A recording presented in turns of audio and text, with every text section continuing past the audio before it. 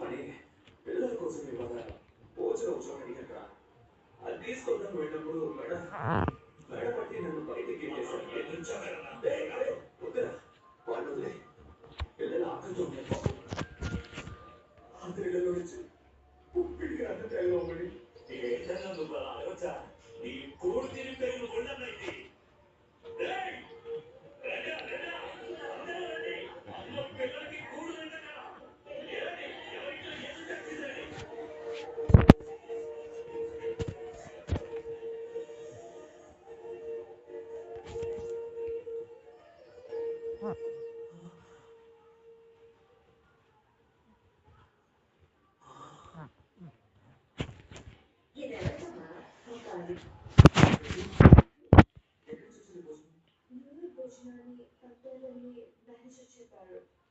నమస్కారం.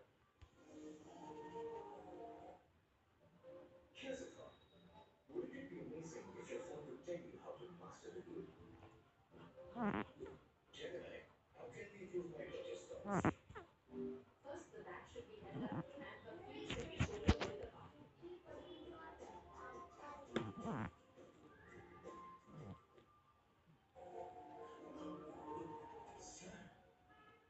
Sorry, Bob.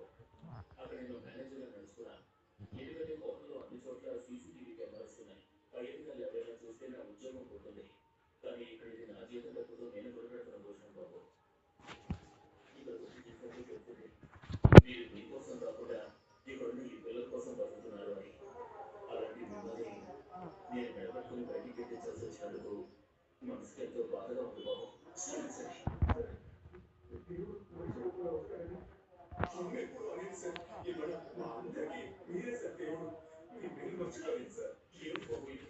సంతోషంగా సాగుతున్న మన జీవితంలోకి ఒక సమస్య వచ్చింది సార్.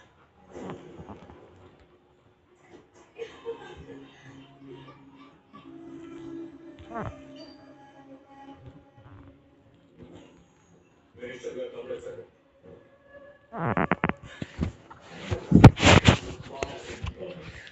చూడండి ఛాన్స్ తీసుకోండి సార్. మీరు కూడా కూర్చోండి సార్. విషయం ఏంటో చెప్తారా సార్? కొంచెం పర్సనల్గా మాట్లాడాలి. పర్సనల్గా మాట్లాడాలా? పిల్లలని లోపల తీసుకెళ్ళండి. వెళ్తున్నా సార్. వెళ్తున్నా సార్. చెప్పండి. మీ ట్రస్ట్ గురించి అందరూ చెప్పుకుంటుంటే విన్నాను. మీరెంతో నీతి నిజాయితీగా నడుపుతున్నారని తెలుసు. ఈ పని నేను చేస్తున్నాను అనుకుంటే ఒక్క బిడ్డ కూడా నేను సాయం చేయలేదు సార్. దేవుడు చేయిస్తున్నాడు, ఆయన సేవకుడిగా నేను ఉన్నాను. కాబట్టి నేను కూడా చేయొచ్చు సార్. మీ ట్రస్ట్కి 20 crores ఇద్దామనుకుంటున్నాను.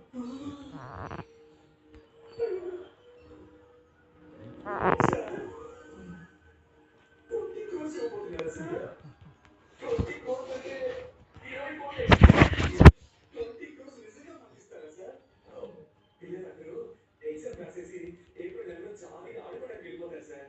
కానీ వాళ్ళ అమ్మ నాన్నలు పిల్లలతో ఆడుకుంటూనే ఉంటారు సార్. కానీ లోపల భయం ఉంటుంది సార్. జూన్ ఎప్పుడు వస్తుందో ఎప్పుడు ఫీజు కట్టాలో ఫీజు కట్టదు సార్. 20 కోట్లతో ఎంతో చేయొచ్చు సార్. సార్ చాలా థ్యాంక్స్ సార్. సార్ పోతే ఈ 20 కోట్లు ఎలా ఇస్తారు సార్? అన్నట్టు సార్ మీరు ఈ ప్లాన్ తీసుకోండి సార్. మొత్తం వైట్ గానే తీసుకుంటారు. నేను వైట్ అయితే ఓకే సార్. అంటే మినిస్టర్ కదా.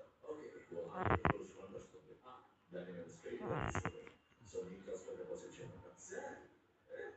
20 కోట్లే కదా సార్ ఇస్తానన్నారు. చెప్తాను కానీ 100 crores మీ అకౌంట్ డిపాజిట్ అవుతుంది. 80 crores మేము తీసుకుంటాం. 20 crores నీకు టైంలో వచ్చాయి. నీకిచ్చే ఆ 80 crores ని ఇన్కమ్ ట్యాక్స్ వాళ్ళు వచ్చి నన్ను లెక్క అడిగితే నేనేం ఇచ్చాను? నా దగ్గర తప్పుడు లెక్కలు రాయడానికి చాలా మంది ఉన్నారు. మేము చూసుకుంటాం సార్. తప్పుడు లెక్కలు రాయడం నేరం సార్. ఎవరు భయపడద్దు సార్. దేనికి భయపడాలి సార్? తప్పు చేస్తే భయపడాలి. నేను చెప్పేది బాగా వినండి సార్. తప్పుడు లెక్కలు రాస్తే వచ్చే ఆ 20 కోట్లు నాకు వద్దు అన్నాను. నేను చెప్పినట్టు చెయ్యి. నేను చూసుకుంటాను. నువ్వు బాగుంటావు, నేను బాగుంటాను. నేను చెప్పేది బాగా వినండి. మీ డబ్బు నాకు వద్దు.